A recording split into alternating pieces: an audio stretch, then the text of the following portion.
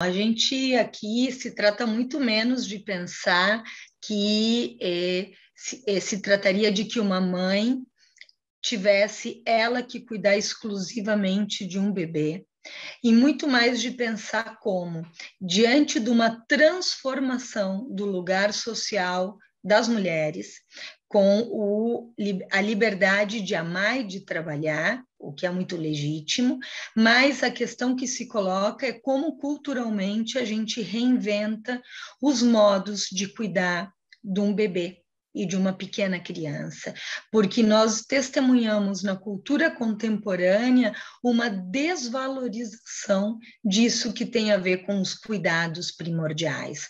A gente muitas vezes se encontra com que muito cedo os bebês vão para as creches. E muitas vezes, dentro da educação, aqueles que cuidam dos bebês são desvalorizados, como se fosse xixi, cocô, mamá e papá, e que isso qualquer um pudesse fazer, e que precisasse muito pouco formação para cuidar de um bebê e mais progressivamente, dependendo do nível escolar. Bem, nesse início da vida, o que está em jogo são a estruturação primária dos prazeres e o engajamento do bebê na linguagem. Quando se cuida de um bebê, está se armando uma matriz dos seus prazeres e dos seus desprazeres, das suas possibilidades de extensão simbólica. Não à toa, o Freud nos diz que a primeira identificação de um bebê é ao pai ou aos pais, como portadores dos ideais culturais. E ele também nos diz que brincar corresponde à mais alta realização cultural, porque transforma uma satisfação imediata numa invenção. Então, vejam que importante é isso que está em jogo no início da vida. É como se trata da autorização dos prazeres e de como isso se engaja aos ideais culturais. Digo, muitas vezes se tem uma ideia de psicanálise como se a psicanálise fosse algo individualista. Não, justamente a psicanálise o tempo inteiro se interroga como as satisfações pulsionais de alguém se engajam aos ideais culturais. E isso está radicalmente em jogo no início da vida. Por isso que essa palavra terceirização, ela pode ser muito enganosa, porque é claro que a gente quer que a relação de um bebê vá se estendendo, da mãe ao casal, do casal à família, da família Sim. extensa à escolinha ou à comunidade, dependendo do modelo cultural, e que esse circuito de quem são os outros da vida desse bebê, pequena criança, criança e adolescente, e assim por diante, se torne cada vez mais extenso. O problema é quando muito cedo na vida se quer espichar isso.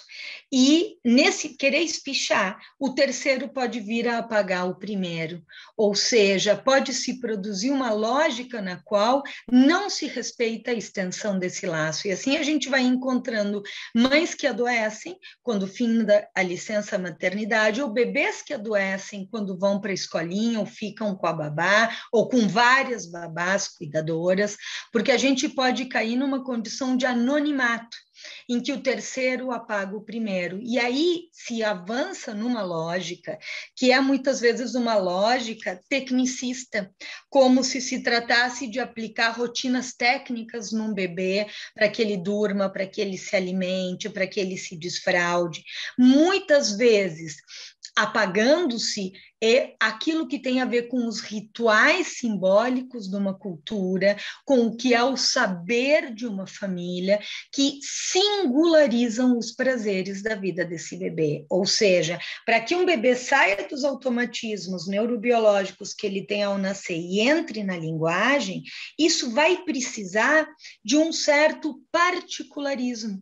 Ou seja, é preciso que alguém se enderece particularmente a esse bebê, e vejam como, no exercício da função materna, as mães inventam palavrinhas para os seus bebês, inventam musiquinhas, é preciso esse particularismo para tornar morno esse vazio da coisa Esse vazio que representa que a palavra é a morte da coisa, porque senão ninguém entra nessa.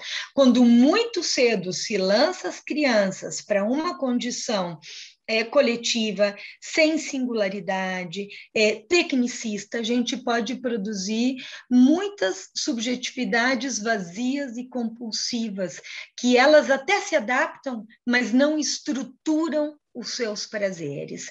Por isso que é tão importante a gente pensar em como a gente avança nesse cuidado das crianças, para que dentro de uma lógica individualista, como a gente tem vivido, né, em que muitas vezes as mães ficam isoladas e sozinhas durante a licença maternidade, para uma situação de ficarem longe do seu bebê 10 ou 12 horas por dia, por esquemas de trabalhos brutais que não respeitam a elasticidade desse laço, onde então a gente vai vendo bebês e crianças muito pequenas convivendo com pais muito ocupados, que tantas vezes tentam, nessa lógica capitalista, substituir a sua ausência por quinquilharias chinesas. Muitas vezes caindo numa lógica de entuchar as crianças de objetos, querendo fazerem delas também um bom produto. Ora, quando se trata, né, de também poder estar.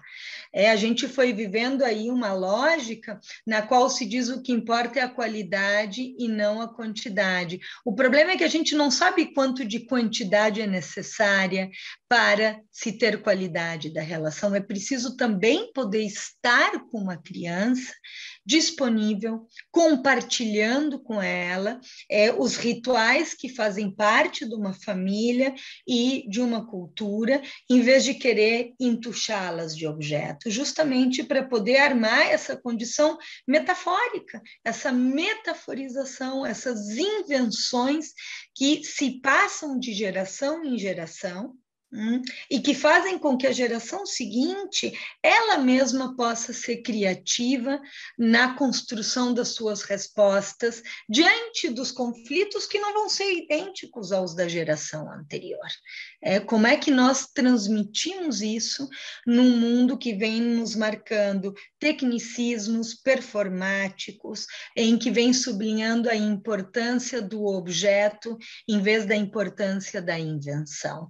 É nesse sentido que se trata de se interrogar como é que a gente faz da função materna, ou sustenta a função materna no seu ato criativo, sustentado junto com um coletivo, em vez de fazer isso uma aplicação de técnicas performáticas que objetificam um bebê. Então, desde aí, dentro dessa vastidão que o teu livro traz, Mena, que eu contribuo nessa edição.